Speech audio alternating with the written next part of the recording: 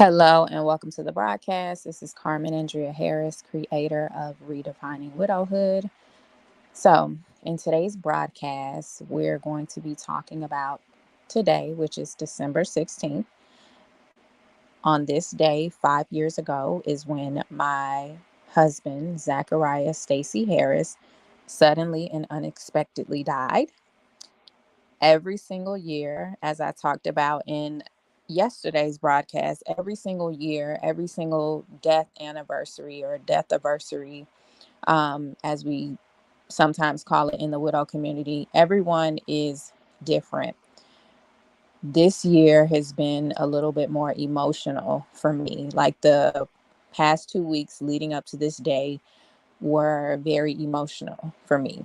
Even this morning, I woke up and I was irritated and I was frustrated just upon waking up out of the bed and got emotional. I put up my annual post just remembering the day. I didn't really feel like it today, but I just wanted to put it up to remember my late husband and to acknowledge that today, December 16th, is a life-changing day for me and my children. And then shortly after that, the tears began to flow a little bit, and then people started commenting on the memorial post that I put up in one of my Instagram. The people that I follow, one of the women that I follow on Instagram, and she follows me, she's a widow as well. She sent me a private message and a voice note just praying for me and giving me some words of encouragement, and that just made me lose it and break down even more. So today has been an emotional roller coaster, which the past 2 years has not been that way for me.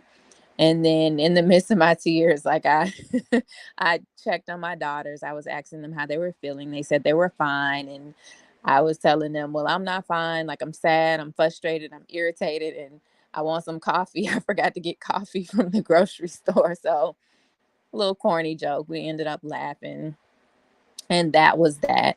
And today was pretty, smooth. Otherwise, I ended up writing in my journal a little bit, doing some of that, but relaxing for the most part. And I almost allowed myself to get triggered because out of all the people, on social media, and then I had a few friends, sisters in Christ, to text me just commemorating the day or just saying, I'm thinking of you and those types of things. I did have one person who, um, by definition, would be considered one of the closest people to me.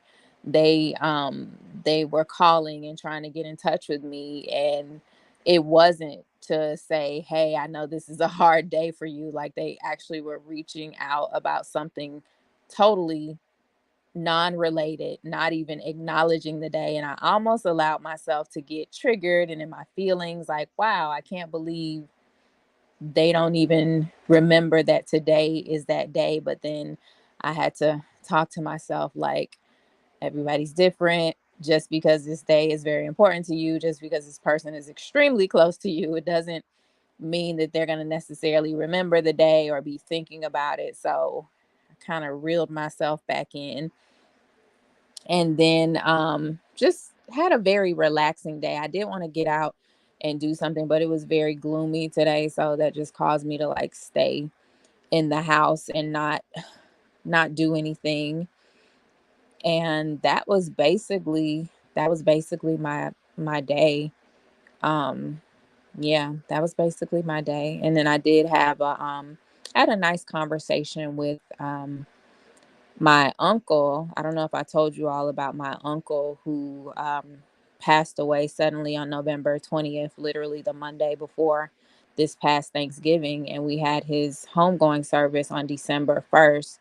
So I ended up talking to his wife today, it was comforting for me. And I hope it was a bit comforting for her as well. So she texted me, and then I told her what today was, and she called me and we talked for a bit. So that was comforting to me, to just talk to her and to be able to share my journey real and raw and upfront, and hopefully be able to encourage her, as she is only not even 30 days out on her new journey of grieving and healing from the loss of my uncle, which was her husband. So yeah, today was pretty up and down emotionally, but overall just relaxing. And I think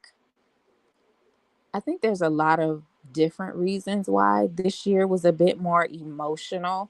I think because of the different milestones that my daughters have hit this year, and also just thinking about how every date, every anniversary, it just kind of feels like you're getting further away from the person and what was and what will never be. And then also for me, just personally, a large part of this year has been challenging, and I'm not where I would want to be necessarily in certain areas because I am a very ambitious and driven and determined and goal setting person. So for me, it's like, okay, I want this area of my life to look a certain way, but it's not looking that way. And this is also a season where the Lord has been teaching me, trying to teach me and get me to understand that I need to be solely dependent on him and every word that comes out of his mouth and every instruction that he gives to me, so that I can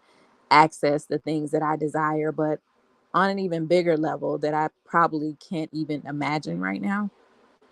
So yeah, that's a whole nother sermon. But all in all, I'm pretty good now. I was irritated, frustrated, emotional earlier today, and just kind of ebbing and flowing. But right now I can say that I'm good. I'm good. So just wanted to get on here and do my broadcast for the evening, and I will speak to you all on the next one.